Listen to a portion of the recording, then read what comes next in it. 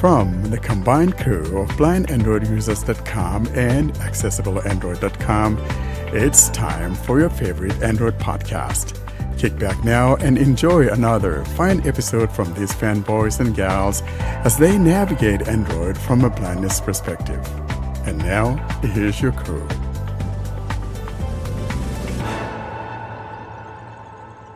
Hello, everyone, and welcome to episode 269 of the Blind Android Users Podcast. We're recording today, January the 31st, 2026. This is our very first open listener session of the year 2026. We typically have 4 of these every year, so this is the very first one for this quarter.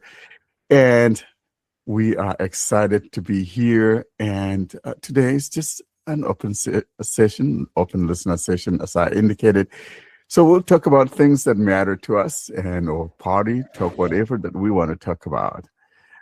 I'm Warren here from the state of Washington, and everyone else in here will introduce themselves. First, though, I'll have our podcast crew introduce themselves, and then the other people that are in here would introduce themselves. I'm John from Virginia. Karina from Lebanon. And it's Sally from Turkey. Welcome, guys. We have from India. It's me, Snehashish Mahato from India's West Bengal. And representing Latvia, but hiding somewhere in Germany, we got... Hi, I'm Salvis from Latvia, right now chilling out in Germany. We got some young girls somewhere in the mountains of Arizona. Missy? Hello, my name is Mackenzie, and I'm from Arizona, and I'm from Sierra Vista, currently hanging out and finishing this coffee that I have here because coffee is good. And somewhere in frozen Ohio, we got... Dan from Ohio. Yep. It is frigid here. And you guys, welcome to episode 269.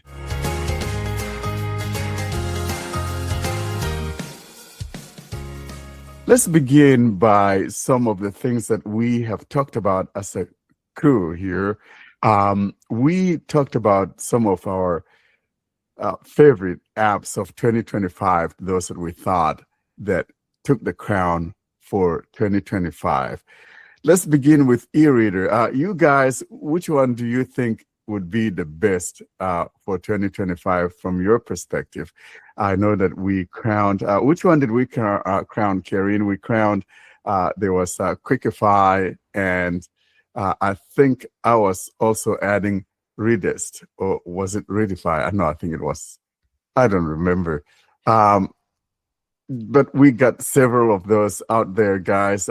Dan, Mackenzie, Salvis, Okay. you guys, and Mahado.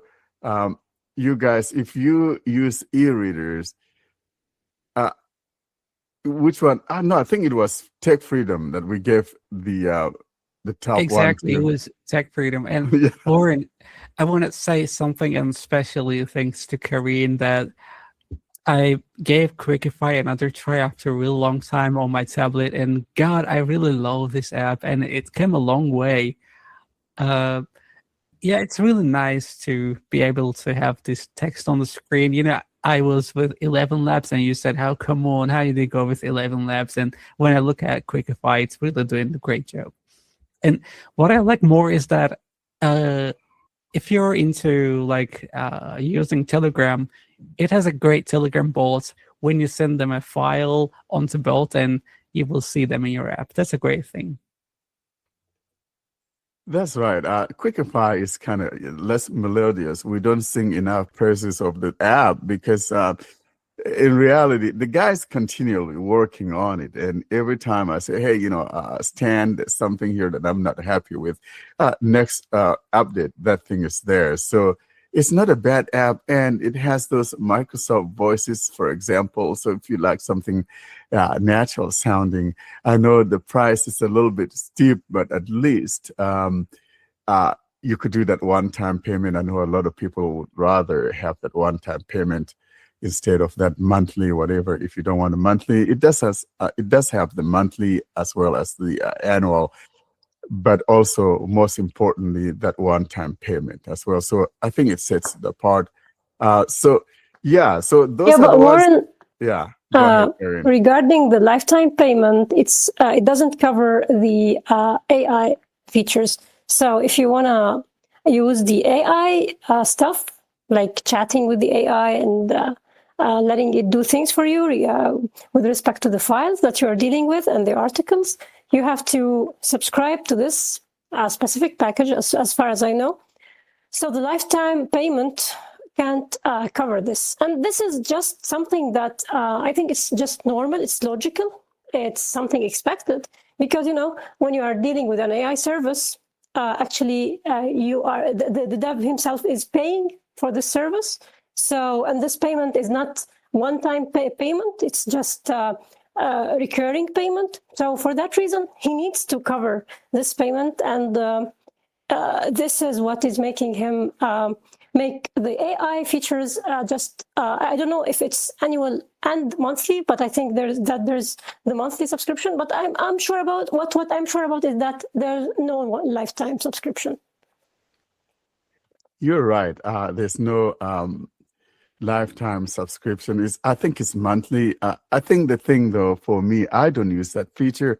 I just want to read my book. Okay, so I don't interact with the AI, and probably that's the reason why I overlooked that. And I'm glad you mentioned that, because if you're into the AI asking it questions, I think that's a monthly one. I'm not sure if there's an annual subscription. Probably there is, but I think it's just monthly. I'm not very sure as to whether or not if there's an annual one.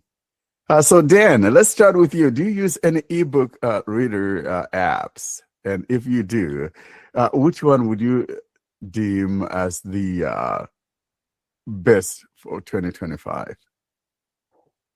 Yeah, well, first question, what types of books are you getting? Because I primarily use, the Libby app, the Bard mobile app, and get audiobooks.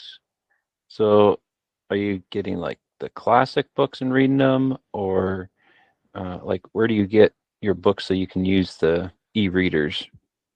Oh, I see what you mean. Yeah. So we're talking about EPUB books in general, or maybe documents, .docs or .txt, those electronic files, for example, including, books from Bookshare. I'm a Bookshare subscriber, so I download books from Bookshare, and I use some of these e-readers to read my Bookshare books instead of using the Bookshare app.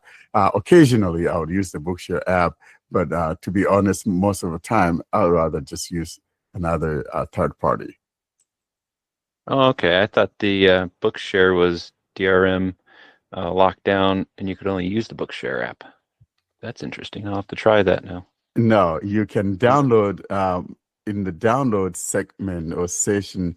You could choose to download it as an EPUB, and so with that, you can use any other e-reading app to read your Bookshare books with, and that's what I do. I got tons of books. I've been reading a lot of books from Stephen Ambrose. The guy has very nice books, and I think this week I kind of got like 5 or 6 books from him, historical books. So yeah, if you're subscribed to Bookshare and you want to get some of those books and want to try some of these EPUB reading apps we're talking about, go ahead and give them a try. Yeah. Well, I did get the half-price subscription with Tech Freedom, I think last year even. So I do have that. So I'll probably try out Tech Freedom first and then go from there. Since Quickify, is there a free level with Quickify, or you have to pay for each level? It's free. The only time, though, here's the thing with Quickify. If you want a background playback, for example, you have to either do a monthly, annual, or lifetime subscription. So in other words, it will read for you, but if you shut off the screen, then it will tell you, please upgrade to the paid version to have that capability. So that's the downfall. Of course, it's just like any other app out there that is subscription based, limited to certain things or whatever. So the limitation here is that you cannot use it with your screen off. Okay, good to know. But the good thing too is that it exposes the text. So for example, you're reading and you want to find the spelling of a given word, you should be able to use your screen reader to find out as to how the spelling of that word is. So it's one of the reasons why we put it up there on the top with tech freedom, because my thinking or our thinking is that any EPUB reading app needs to give us a way of finding the spelling of words, because if all that we're hearing is a TTS readout and you hear a name like Toth and you're not sure how it is spelled, you're going to be spelled Dan Toth wrong, and so you look it up. Or maybe Salvis, and I want to find out how Salvis is spelled. I need to find out how it is spelled. And so the mighty 11 Labs reader, shame on you. I'm looking at you. Expose that text to our screen readers. Salvis, let's talk about you, my man. Do you do EPUBs at all? And if you do, which reader would you consider to be the one that takes the cake? Cake goes to at voice aloud reader. When I read EPUBs, PDFs, and any other long form text documents, I usually use at voice aloud reader.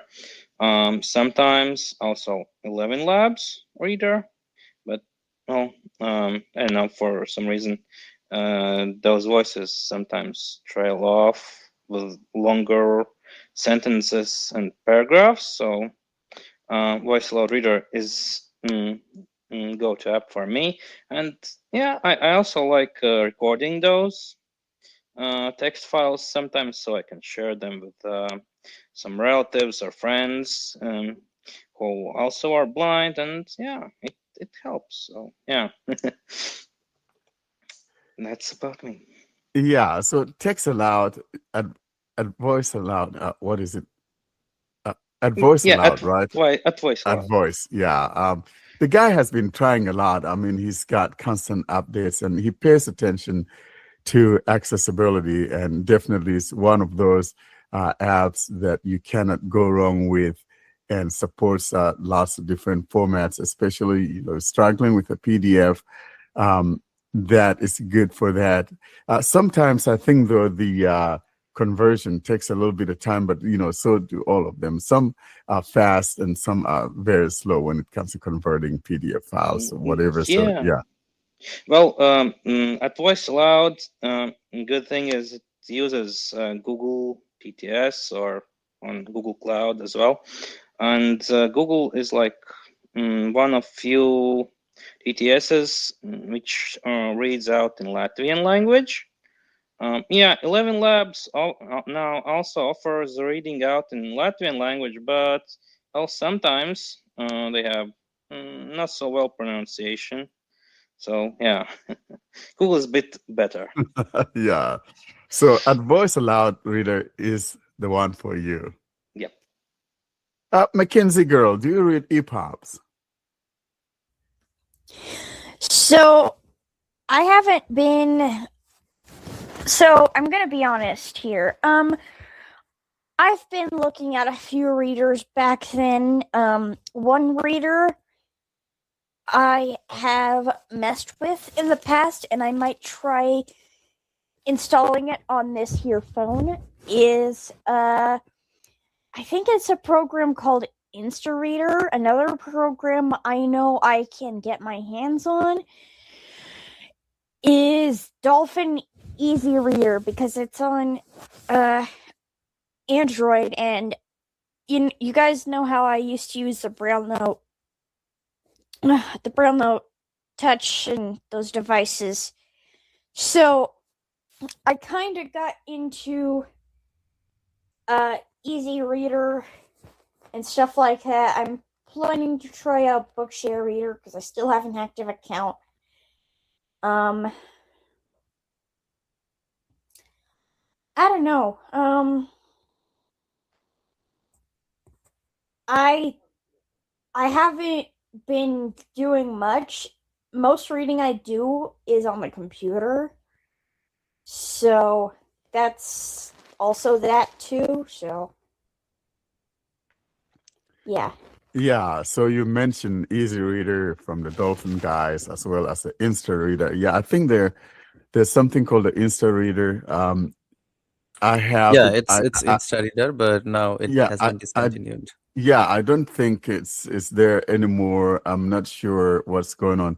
Mahado, you probably know more about it. I think the developers from India, right? Insta Reader. Yeah. She's from. I don't know. I mean, I'm not sure whether she is the lead developer or she was, in fact, one of the representatives of the dev. But I was one of the like team members when they needed some like translator for the regional language.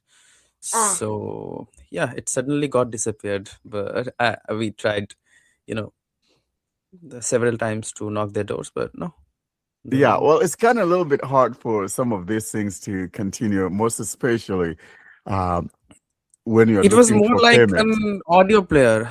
It was more like an audio player because you would like you got lots of options like mm, just like I think you are referring to that, like play forward, like treating a PDF just like an audio with your TTS. Yeah, I've messed with it a little bit, but Yeah. Now, Mackenzie, you mentioned that Easy Reader from Dolphin. Now, I like the Dolphin Easy Reader. The one thing I don't like about it, and maybe probably it's something I'm doing wrong, but tell me if someone else uses it, does it remember the place you left? For me, it doesn't. So let's say I'm reading a book called Sally, for example, and I've read to chapter 5 and I close the app and I shut down my phone and come back and I tap on Sally again. It opens it up from the beginning again. And so that's one of the reasons why I don't like Easy Reader. I have to go back into the table of contents and find the chapter that I want to read. That's not a problem with me. It worked for me. It stayed where I left off. I don't know why it's not leaving where you left off, but but are you doing that on the computer though? Because this is on my phone. No. This was on the Braille Note Touch that I used to use, the Braille Note Touch Plus that I used to use. It would continue where I left off, and I don't know if they had an update to it or. Yeah, they do have updates. They push out updates a lot. But I had, it just never stayed for me. Karen, you're my gal that uses the e-readers. Do you use that Easy Reader? And if you do, what's your experience with it remembering the last place you were at? No, not really. I'm not using it currently. The last time I used it, maybe it was several years ago. So I can't tell you anything about it. Okay. Yeah, it's not a bad app. The downside, though, is that if you want a PDF support, you have to, pay some moolah to be able to use it. But it's not a bad EPUB reader. My only gripe with it is that it doesn't remember my place, and it uses the Google TTS.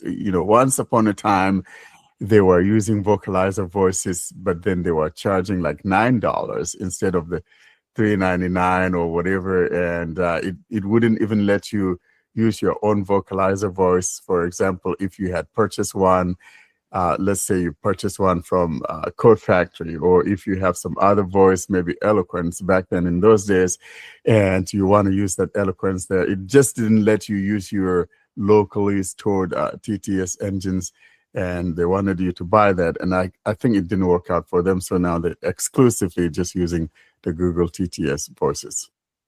All right, Mahado, let's talk about you. Which one is your favorite about EPUB readers and whether or not you use them? I'm not an EPUB guy. One of the main reasons of that is that there aren't any Bengali. I mean, there aren't like some sort of bunch of Bengali books which are available in EPUBs. I get lots of them in PDF, so I deal with PDF files a lot. And needless to say that ScribeMe would be my BFF, though I'm not subscribed to it, but still it would be my best friend forever in terms of reading or dealing with e-readers, just because it has the capability of like fetching all sorts of possible text formatting and stuff like that, layouts and all these things. So for you, ScribeMe is the one to go for, especially when you're dealing with a PDF file, right? Yeah, of course. How about docs, Microsoft Word documents and likes? It has a strange feature. So the dev has, I think it's not recent, but a few updates back, they introduced a share feature. So when you click on share, it would be shared as a doc file. So I mean, you can only import PDF files, but you can share that, the scanned one, as a doc file. So it's quite strange for me, actually. But yeah, I mean, if someone would like to share that on one of their cloud storage, and like they would like to edit that later for their better understanding, yeah, they could do that. I just want to mention here in passing one of the blindness focused readers is another one, the SM ReadMate, SM space READMATE from Vietnam. That's another good reader. He wants to come on and talk about it on our podcast. We just haven't had the opportunity to. But it's another good one if you're looking for something to read. I don't think at the time, though, that it supports PDF files. But if you're mainly into EPUBs, it's a good one to use because, they are blind, so they pay attention to some of the pitfalls that e-readers have. And so it's a good one to take a look at. Yeah. In fact, if I sometimes deal with EPUB, then I import that on my PC instead of. I don't have any application to deal with EPUB on Android. Let's move on to the next one that we talked about. We talked about voice recorders. I know a lot of us use recording apps.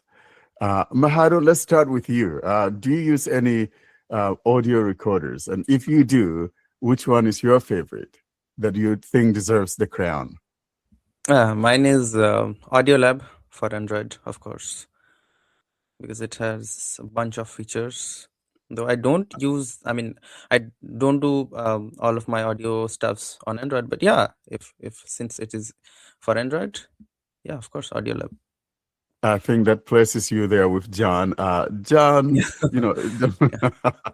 so you and John will be drinking tea together. Yeah, cheers. Yeah, I use it for other things other than recording audio, and I don't like having like any more apps than I need to, so I just use it to record also, and it records great, so I don't have any issues with it. That's my recorder. Yeah. Salvis, how about you? Do you use any audio recorders? And if you do, which one is your favorite? Add me to the dream team. I'm also using Audio Lab Okay. for recording, for editing, Yay. and Thanks for everything. joining the So, club. yeah. John, you see, you are not the lone wolf after Yeah, all. see, here I was thinking I was outnumbered when I wasn't. This is why it's good to hear from the listeners as to what they think. And so there you go. You got other supporters. Mackenzie, let's talk about you. Do you use any voice recorders? And if so, which one is it that you think is the best or your preferred? So I'm the odd one out because I'm an ASR person because it just records. There you go, my girl. I like that. Record and I can, yeah. You I'm said the odd it one out. right. Well said, actually. I'm the odd one out who uses ASR, so. Did you just become best friends? Yeah, exactly. The girls agree that ASR it is, right? I guess so. At least we are forming a team because there's another team, so we should be here to try to have a challenge. Well, Yeah, I you think know what? I And think even I think Alexis uses ASR too, so make that 3. Great. So girls are for ASR. I think I'm riding solo here. I'm an easy voice recorder guy because it has a voice support. So the girls like ASR. So I think maybe we'll Dan's got to break the tie here. we'll What do you rebrand. use, Dan? Yeah, Dan. But before we get to Dan, we'll rebrand ASR to Always Sweet Recorder. You know, the girls like it. Always Sweet Recorder. Dan, my man, let's talk about you. Which one do you like? I don't record that often, but I find myself actually just using the Pixel recorder. It's pretty simple. It starts and stops, but editing isn't actually too bad on it. It's a little cumbersome, but I guess maybe maybe all of them are a little harder to work with, maybe. But I don't know. I might have to try out Audio Lab. John, I think that green tea is working. Well, it's what he put in the green tea. Yeah, it's the addition to the green tea that makes it. Exactly. Yeah, That since you green tea. mentioned the Pixel recorder, now it's been a couple years since I've used it, but they introduced a feature that I got really excited about, but couldn't actually use. They let you actually edit it by, like it shows you a text version of the file of your recording, like the transcript, and you can highlight text and delete text, and it actually edits the file to cut that portion out without you actually having to edit the file. But when I tried it last, I don't know how it is now, because it's been, like I said, it's been a couple years, but that process of like highlighting the text was not accessible to TalkBack. So I was very disappointed at the time because I was actually excited about trying to use that.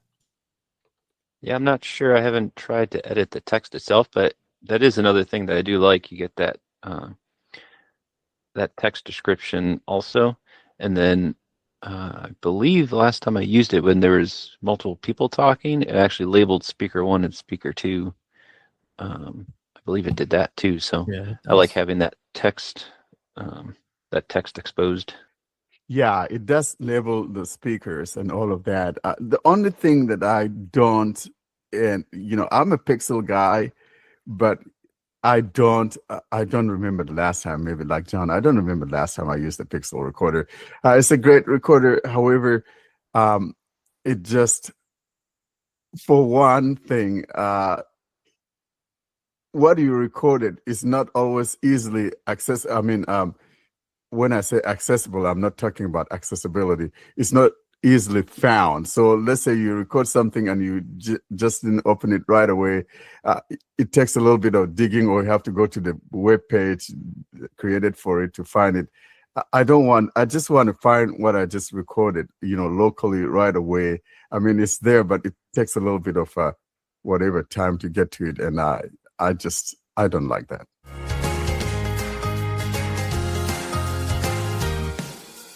TTS Engines. Salvis, which one is your favorite?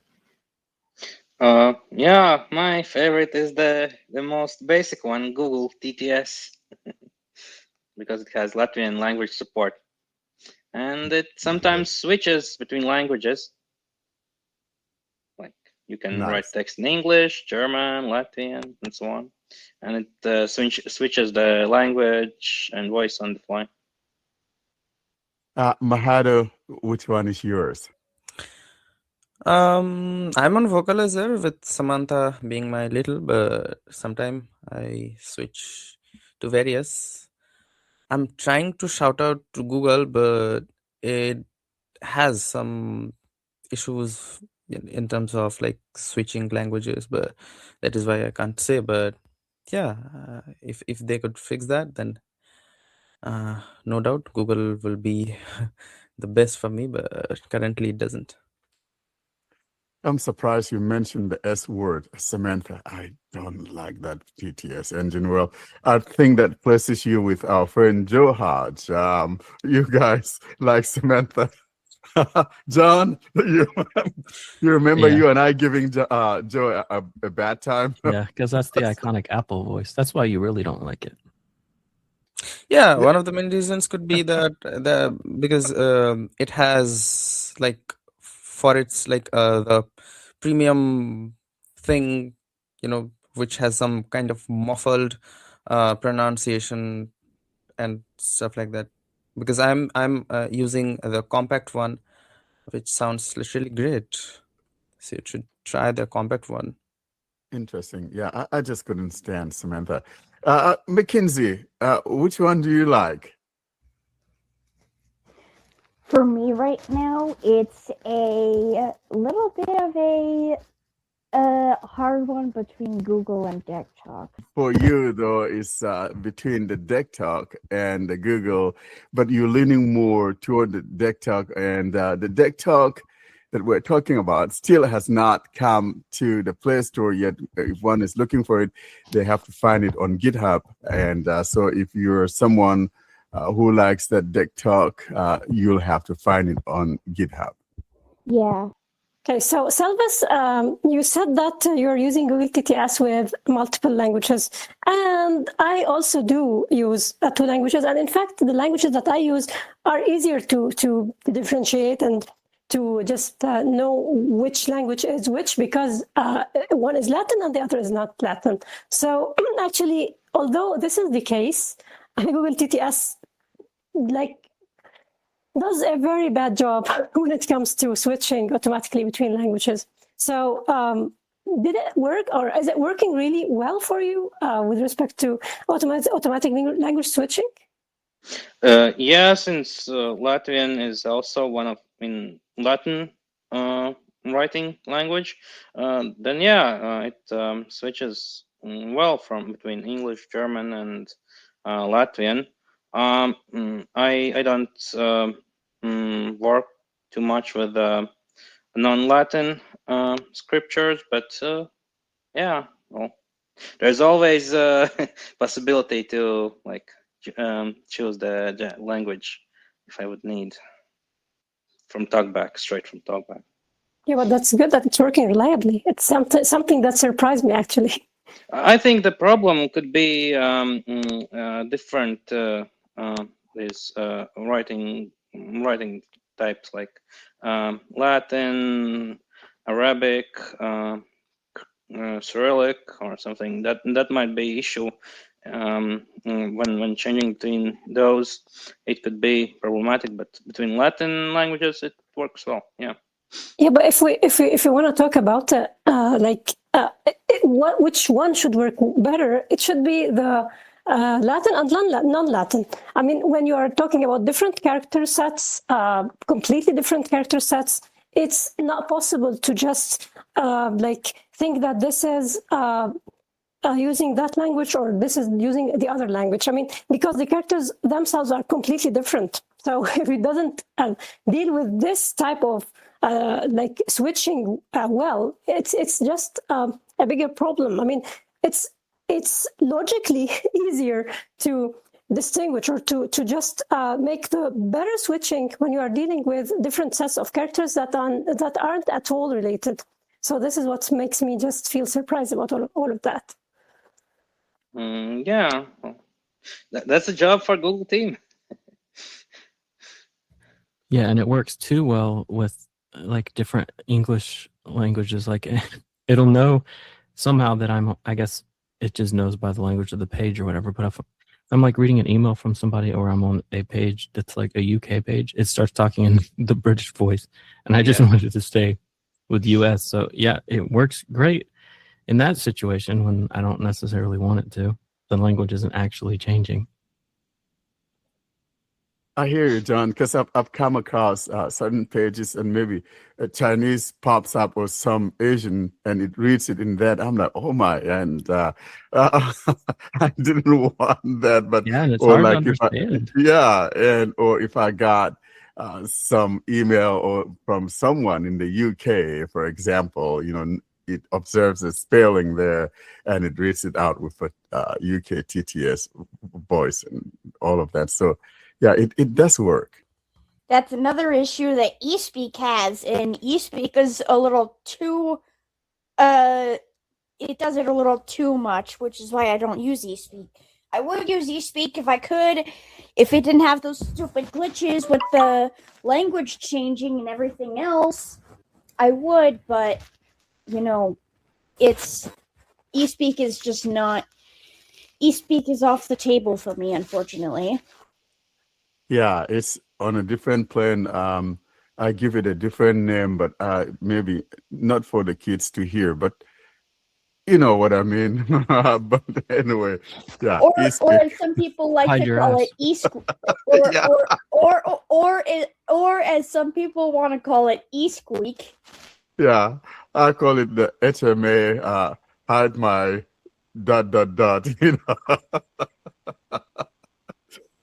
Dan, my man, let's talk about you. Which TTS engine do you prefer? I prefer the Google TTS. Even on my old Samsung phone, I put it on the Google TTS. And I prefer the male variants. I haven't messed around with too many other ones. A lot of them just sound too robotic, and I don't really like the robotic voice, especially in this day and age when we have what do they call the lifelike voices now? The natural sounding. Voices. Oh, natural sounding. Engines. Yeah. The neural engines. Yeah, so I like that better than the robotic sounding. So I've tried out some of the other voices or some other TTS engines, and most of them that I've tried, they just sound so robotic, and I'd rather have a natural sound. So which voice variant do you prefer when it comes to Google TTS? One of the male variants, maybe Voices 4, Yep. 5, and 7. Yeah, it's either 4 or 5. It's one of those ones. Okay. I wonder why they don't have them named yet. Because like in Gemini, you can choose a voice there. They have all some crazy names for the Gemini voices. Apricot. But the Google TTS is just voice 1, 2, 3, 4. I mean, it's just like, it's kind of like, Google, what are you doing? Everyone else has these cool names. Everyone's like, oh yeah, we have Samantha. We have, I can't think of any other ones, but Aria, Samantha and Heather. Aria.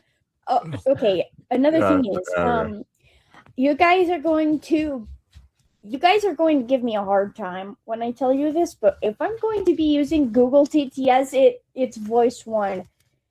I go way back with actually, voice 1 is not bad though. Voice 1 now sounds good. It's not like the old legacy a lot better. voice that we used to have. Yeah, no, it's not bad. It's actually a good voice variant. I do not like the compact Google TTS though. Blech. The compact compressed. Blech. No. If I get a phone and all I get is compact Google, get that away from me. I do not want it. Just one interesting thing is that nobody mentioned eloquence. I'm not at all sad about it. this doesn't disappoint me at all. I in fact like this because I think we should move on and stop always preferring eloquence. I agree. Eloquence is too overused. I don't use it because, I mean, come on. Like, I prefer the other formats over eloquence. I don't. You know which one of the two I prefer. I prefer because it has more inflection. I think it sounds better. You guys can give me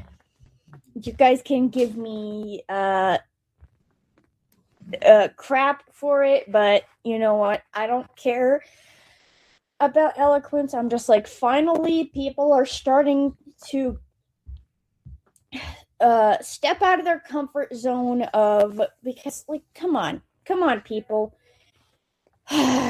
But people are people, and I'm not going to start an argument over why eloquence is so popular. So let me just not. Well, eloquence is popular because a lot of us use it with JAWS on our computer or with NVDA, for example, if you purchase SAPI 5 from Code Factory or something. But I think it all goes back, though, probably to those of us who are a little bit maybe older. We kind of been used to using eloquence from a long time ago with our computers and all of that. And you want to have that symmetry going through with, you hear it on your computer. You want to hear the same thing on your phone. And I can see why people that go back to those years would like that continuity of that voice from both the computer and the phone, because you're used to that voice. And I know that's why when it got away, a lot of people were upset with it. And for me, I decided to exclusively started using the Google TTS, and the Google TTS just kind of grew on me and became, one of my favorites and my default. I've been on Google TTS's tail for a while because there's a few things that, like, I still like it, but I still can't. I don't think I can use it as a daily driver anymore. For some reason, you only get the high-quality Google TTS for US English, and that's one gripe. And as I said before, I do not like the compact Google voices. If you give me a phone that only has the power to use the compact Google, I will switch to a different engine within a heartbeat, because I'm still on Google's tail. And if they decide to take the high quality Google voices away, I am done with them permanently. I'm done with them until they get their act together.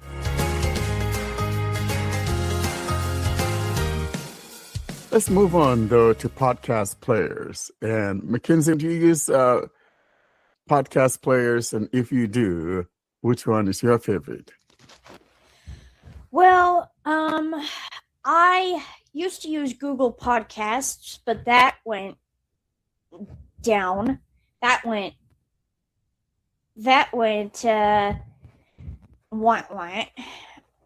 So now I mainly exclusively just use YouTube because podcasts are pretty much integrated into YouTube now. So yeah, it's simple YouTube.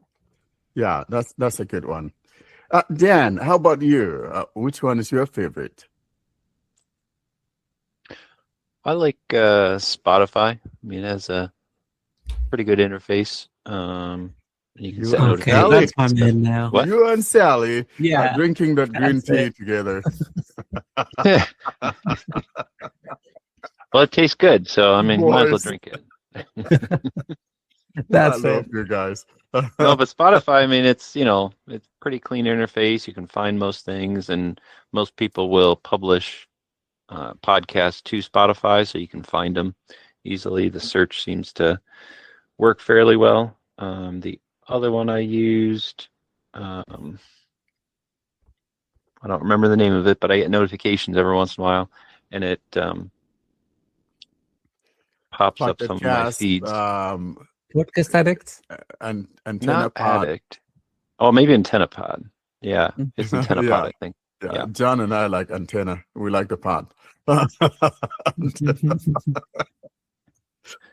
the thing I Uh, liked about AntennaPod, I think, was that you could do reverse order, and then it would play, from the past all the way to the present. So if you need to catch up on something, you could do that start in from the AntennaPod, I bottom. think. Yeah. Neat.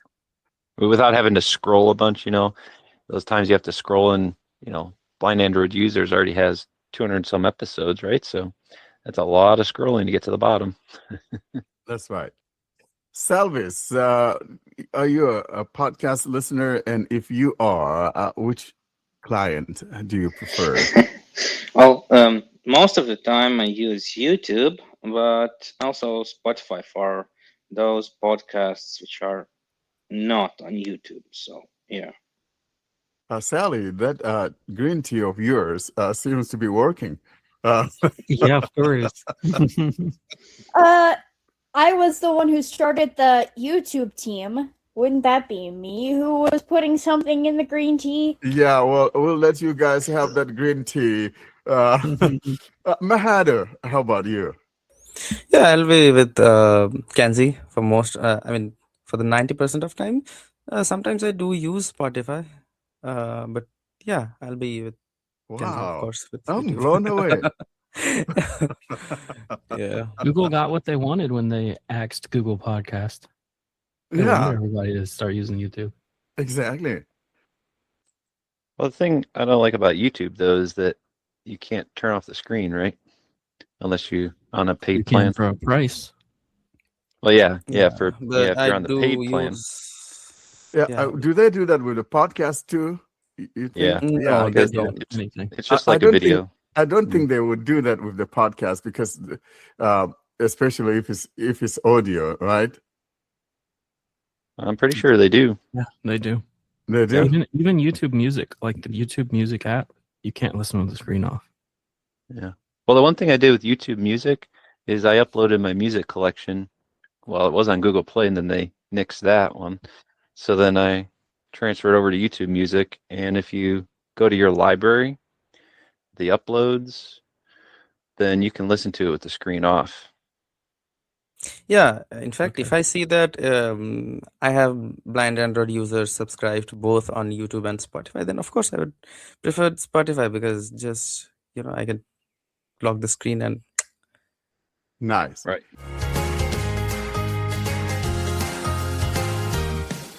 Well, since you guys mentioned music, how about offline music players? Does anyone or does any of you guys use an offline player? And if you do, which one would be your go-to offline music player? so mine is Musicolet. I don't know whether we have covered it or not, but I use it especially when I'm about to sleep. Sometimes, since we here we use cellular data, so I You have don't want to to. waste Yeah, your yeah. data. So Yeah. so that is why I need to download a couple of like audio stories and stuff like that. So yeah, I mean it's literally a very like vast application. It has lots of menus and all these things.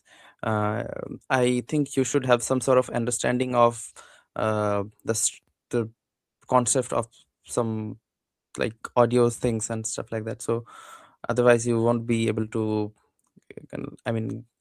get some of its meanings. So yeah, So Mahado, you likes Musicolet. I know musical. Karen talks about that now and then. Dan, how about you? Yeah, the YouTube Music for offline, or back to Spotify and create a playlist, and you can download the entire playlist. Yeah. So those would be my go-to for offline music. Mackenzie girl, do you use a music player offline? Which one is your favorite? So we probably have not covered this one, but I'm mainly leaning towards Fubar 2000 because it's an app that is on Android and Windows and stuff like that. Yeah, I do have that, and it reminds me of Winamp, or something from that era. Yeah, it's not a bad one. Salvis, how about you?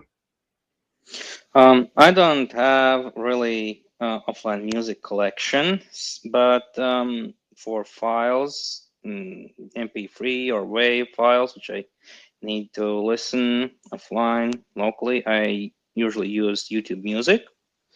Yeah, but for music listening, I usually am on YouTube. Well, YouTube is ubiquitous. Anyone can get it. You don't need to pay something for it. So, unless, of course, you want that background play or whatever, or else it's there for the taking, right? Just for the asking, and it's there. And most of the time, I think it even comes bundled with our phone, so you don't even have to go looking for it. Yeah.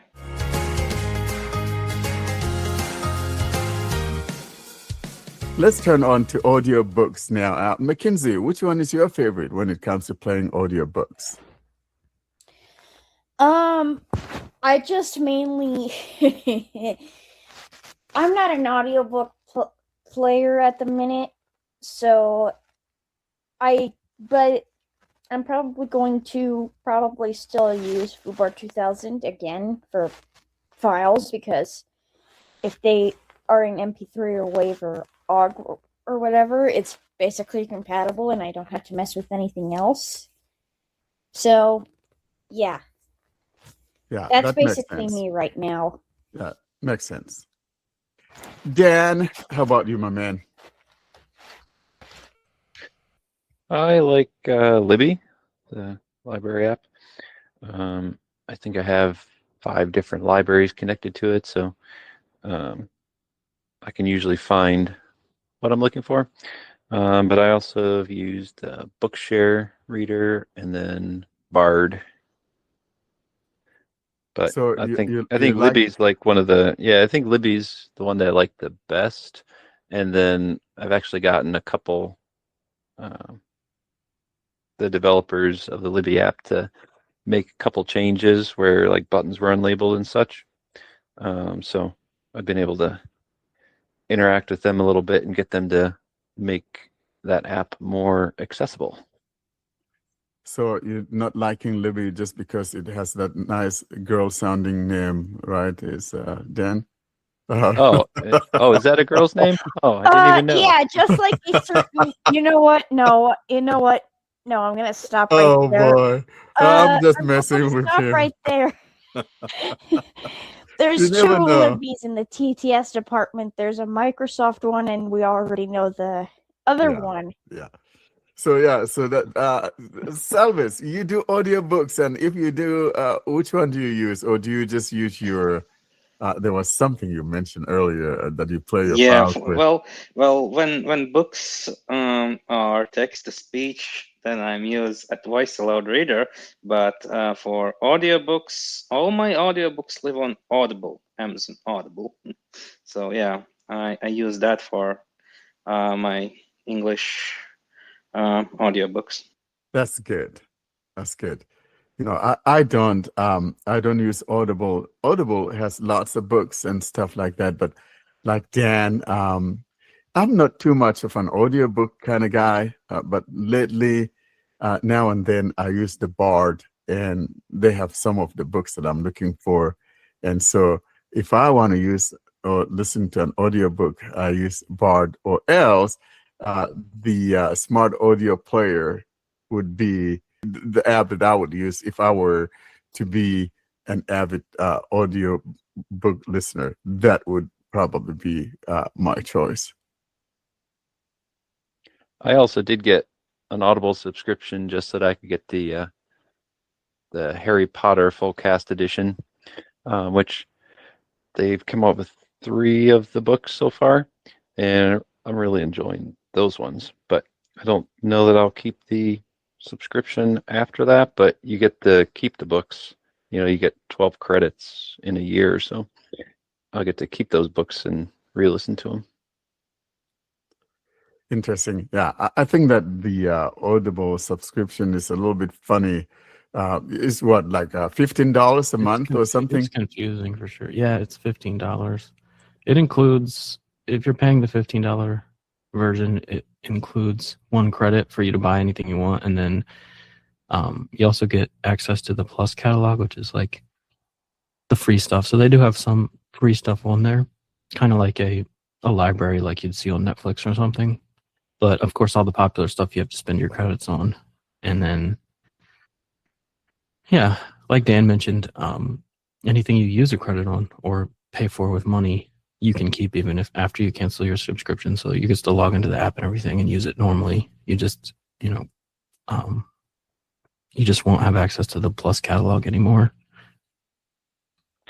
And the other thing with Audible, if you finish a book, you can actually go to your order history and return the book and then get that credit back and get another book with that credit. Yeah, you can. I don't know how many times you can do that, but I've done it before when I was like, well, I wouldn't say I've ever finished the book, but I've gotten pretty far into it. I'm like, I just can't. This is not a good book. I'm returning it. Or the narrator's like, really? Oh, couldn't they have a better narrator? Yeah. So tell me something. If I'm subscribing, paying $15 a month, lots of moolah, if I may add, do I have access to anything that I want to listen to? I mean, I'm not going to own it, but can I just listen to any book that I want? No. No? You have some books you can listen to. Then what am I paying for? That $15 is for 1 credit. See, if you were to buy a book, any book, audiobooks can range anywhere from like $5 to like $45. So yep. In a lot of cases, that $15 is cheaper than buying the book. So yeah, it's just you're basically paying for that credit, and they're also giving you access to a library of books. It's definitely not every book. Well, they Plus, also have this payment every 2 months, so you can pay only $18 every second month. So you get 1 credit every second month. So and you still have access to all that Plus catalog and everything. Yeah, they ran a deal, and I got it for like $89 for a year. It was like half price or 40% off, something like that for an annual subscription. So if you keep an eye out, they'll try and entice you in that way. So I only paid, I think $90 for 1 year. Yeah, you just have to remember to use all your credits before you cancel it, because you'll lose your credits. I've had that problem where I like did the year thing, and I got, believe it or not, my credits built up. I had like 6 credits that I had to spend in like a week so I could cancel my. So what does the single credit? Can you use a single credit to get a book of your choice? Any book. Yeah, any book. Okay. And so if there's like a trilogy or like a series of books that comes in a collection, that's 1 credit. But it could be, if you outright buy it, it's going to be like, $45, $50 to buy that. But it has a collection of, the 3 books that you get all 3 of those books. So that's where the credits, you can maximize your credits if you, buy the books that are expensive or the best sellers at the time, or, the hot items. So that's where you can, make your credits go even further, I guess. And sometimes they have this 2-for-1 sales, like one just ended, but anyway, so you can get 2 books for 1 credit. Yeah, they just had a 2-for-1 sale, and they had a spend 3 credits, and get a $15 credit toward your account. And I actually used the 2-for-1 sale to like get 6 books, because I did have 3 credits. Oh, wow. And then I got a $15 spend, and then I'm going to cancel my subscription, and it's most likely going to ask me, are you sure you want to cancel it? Don't you want to just pay half price for the next 3 months? Yeah. And I'll say, sure. I didn't know this was going to happen, but I did, because that's I'm constantly trying to cancel my subscription. Yeah, it's too dizzying for me. I don't think I would be able to do this Audible of a thing. I once upon a time had a Kindle subscription, and they keep asking me again and again, "We'll give you 6 months, whatever, free subscription to Kindle." No, I just I don't like the Kindle app anymore.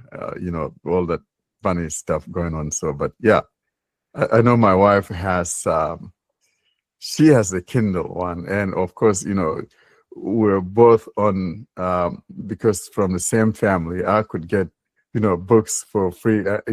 If you look at my library, tons of books are in my library, and I don't do fictional stuff. I'm a practical guy. Don't give me fiction.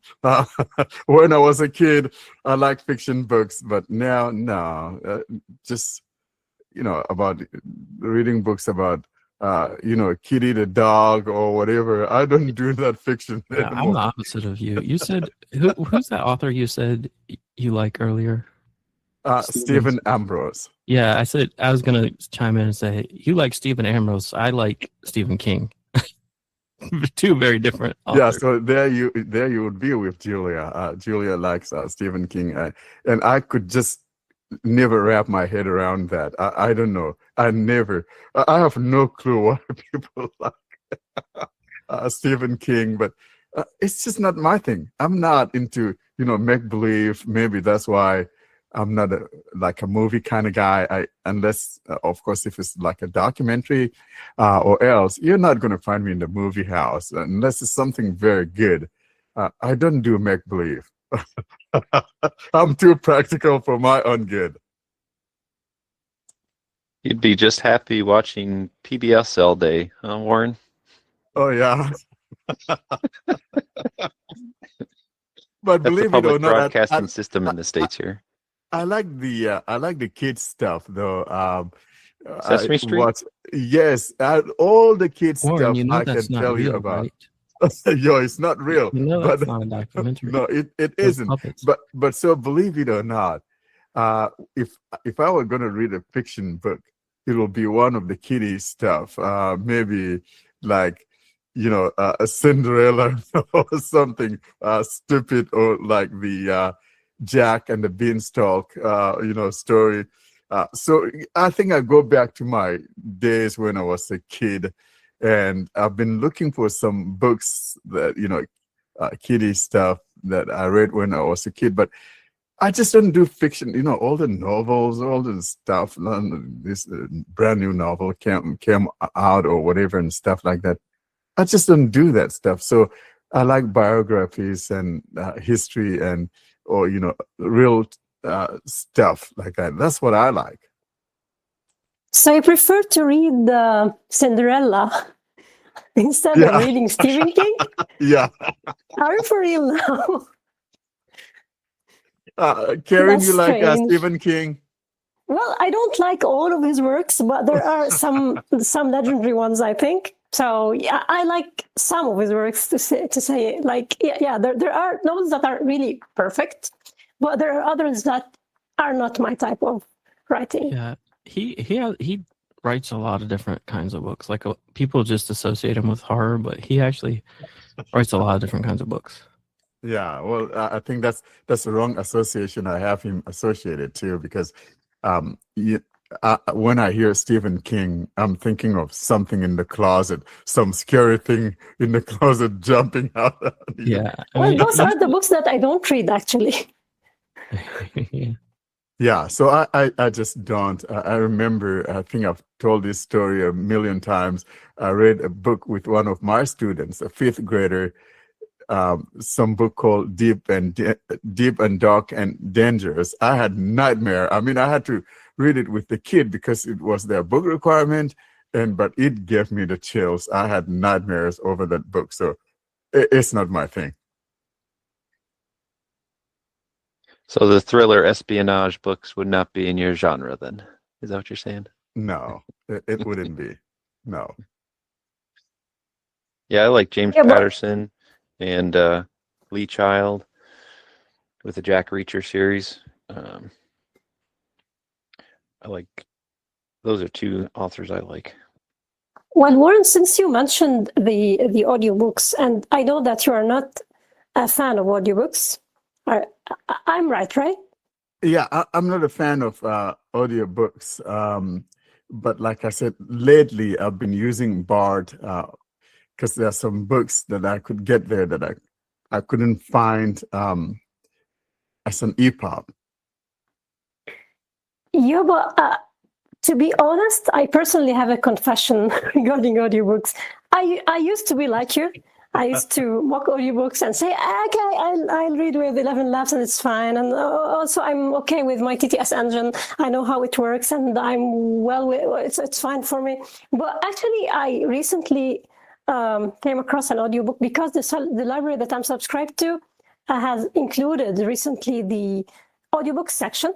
So, and the narrator was a great one. So actually, if you start to deal with such good human readers, you just start to feel the difference. Yeah, 11 Labs has kind of like reactions, but usually those reactions are not like, they are not the type of reactions that you get from a human reader, as they are fake, or sometimes they are not in the right place. So you have the they're reaction. inappropriate reactions. Yeah, exactly. So, but with a human reader who just knows how to read and when to react, when to give this expression, when to give this.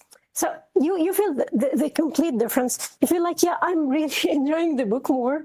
So I think that you don't get this until you try it, and with a really perfect reader.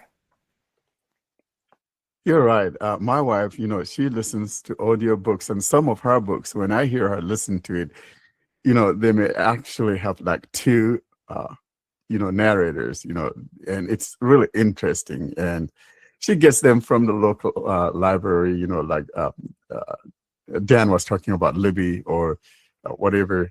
She just gets them from the library. And yeah, and all those reactions, like you said, read in different, make it sound like you're watching a movie or a real conversation and different way of someone, maybe someone expressing shock or expressing whatever. So yeah, you cannot get that from an EPUB reader or, 11 Lab tries, but it's not like a human narrator. I was just going to say, I'm surprised, Warren, that you don't look for audiobooks that are biographies that are read by the author themselves. By the author, like, yeah. Like I've listened to some of those. That Warren is interested in is long gone. They're not alive to read their autobiography. That's right. John knows me down to a T. To be honest, I think one of the reasons why I never gave into audiobooks used to be that if I'm having a rough night or whatever, having difficulty sleeping, every time I start an audiobook, it just puts me to sleep within 5-10 minutes. I'm a goner. And I think that's why I just use it as a lullaby to go to sleep. Oh my gosh. That's kind of how I am with some of these biographies and documentaries. Yeah, put it on. Okay, I'm going to be asleep in about 10 minutes because, they're so monotone, or, they just talk in the same voice, and it's just like, okay, I can't keep my eyes open here. Yeah.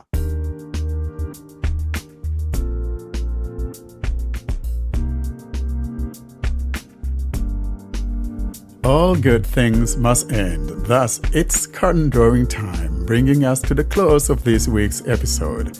Coming up, though, we give you information on how to get hold of us.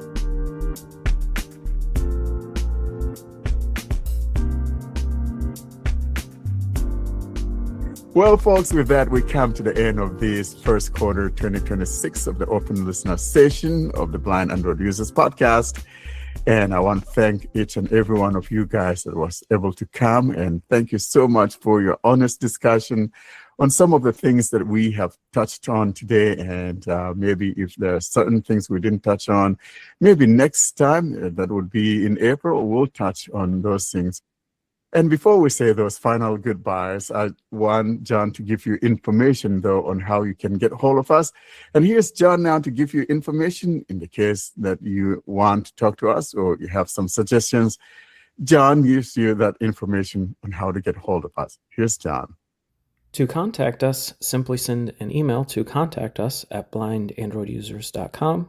If you'd prefer, you can leave a voicemail by calling +1 307 202-9797.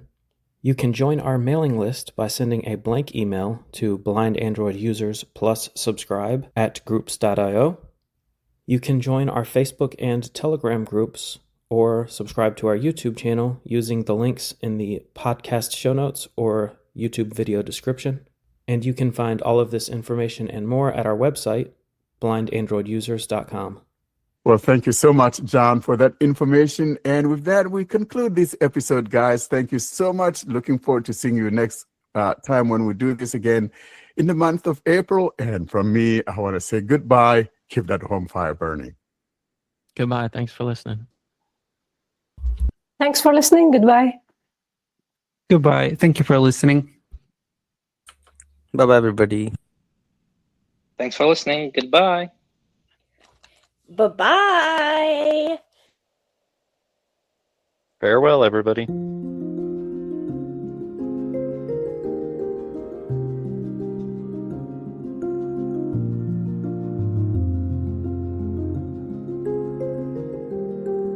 Thanks for listening to another episode of the Blind Android Users Podcast.